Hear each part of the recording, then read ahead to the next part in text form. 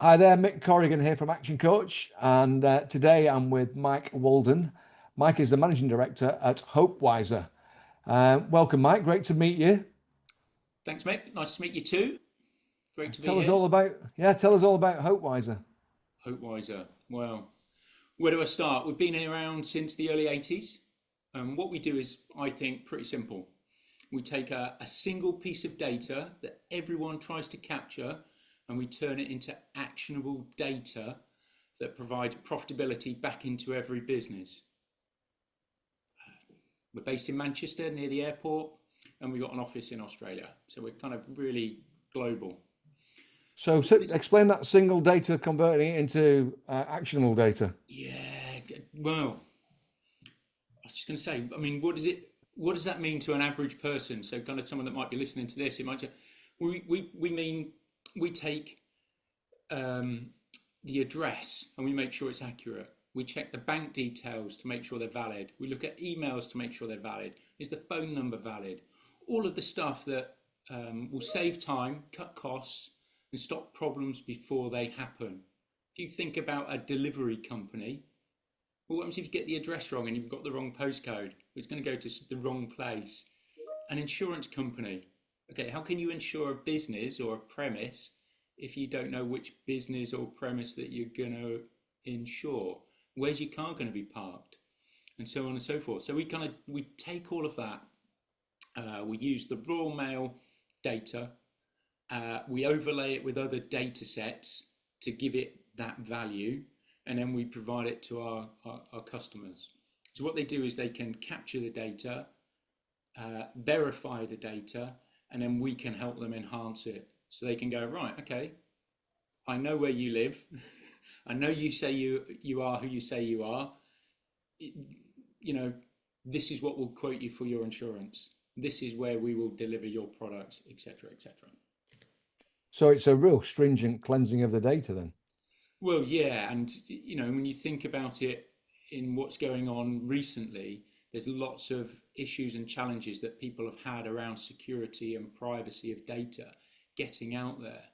And what we do is we enable people to either have it ring fenced within inside their own system, so it's installed on a mainframe, or they can go, the other end of the spectrum and they can have an API and cloud-based access and go, right, okay, we'll just plug it in and off we go.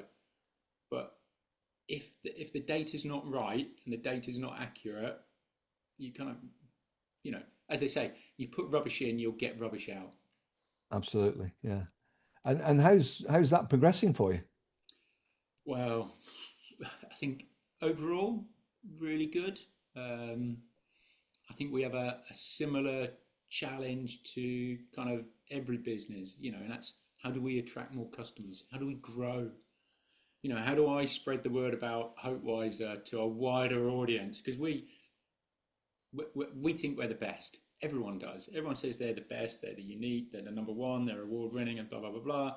But actually, it's your customers will tell you, yes, we think you're the best, you're amazing, or they don't say anything because they don't have to call you, they don't have to ring you to go, this isn't working, this isn't fixed, this is broken. It works, and an address, that small component is is a small component in a bigger picture. But if you get the address wrong, everything else, every single part of that process, the whole way down the line, falls apart. So Yeah, we've been doing it for 40 odd years. We are really good at this stuff. yeah. And what does attract customers to Hopewiser rather than any other option that might be there? Well, I think firstly, we're good at what we do. Like I said, everyone says they're the best, they're award winning, they're number one, etc., etc. But we've been doing it since 1982. We don't use off the shelf stuff. It's been designed from the ground up in every single platform that we use. We've checked and verified different data sources. We got people there that have been here over 25 years.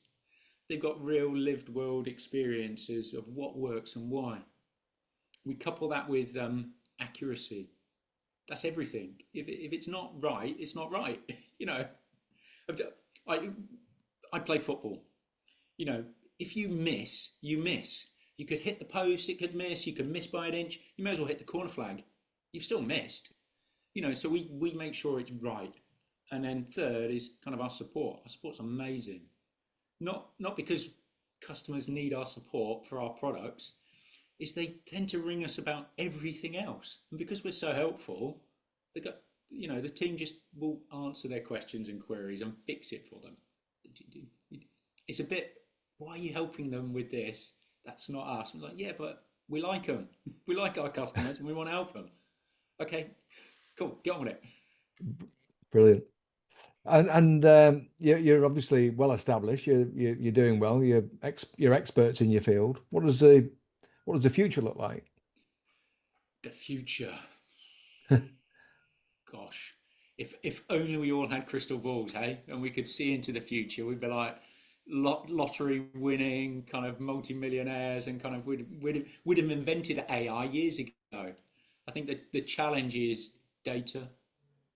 You know, businesses are relying on data more and more, and there's a real shift towards real time data and accurate data, and whether or not that's e-commerce, deliveries, instant banking, insurance quotes, holidays, all of that data drives those instant decisions.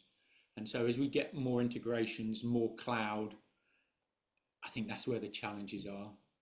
And if I may, that you've got that, and that's kind of one kind of general set of challenges that comes on over here. And on the other side, you've got AI.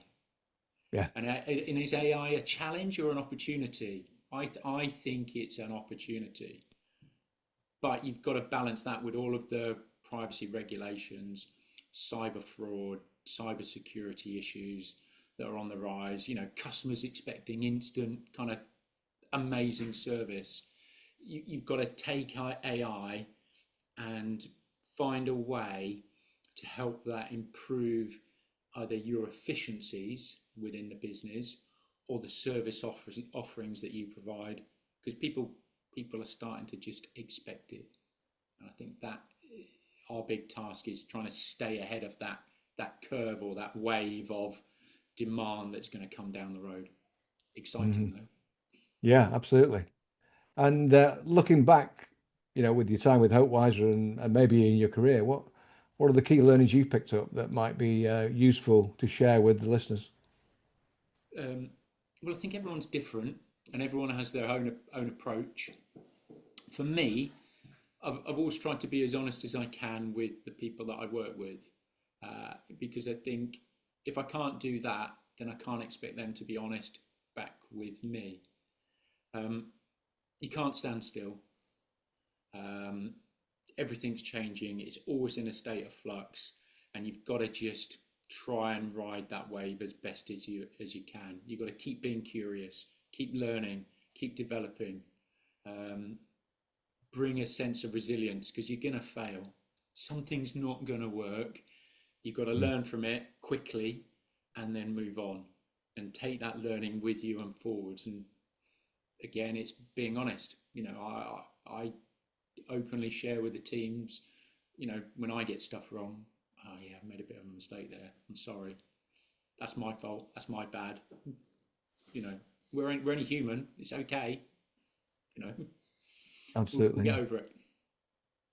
And if you could start all over again, what might you do differently? Oh, it's a weird one, that question, isn't it? Because you want to say, oh, I'd do this and this and this and this and this, but then you Yeah. don't know where you'd end up. And I think a lot of the times people want to, they see where they are now and they forget the journey that they've taken and they want to be somewhere else. And it's like, yeah, but you can just do that from here.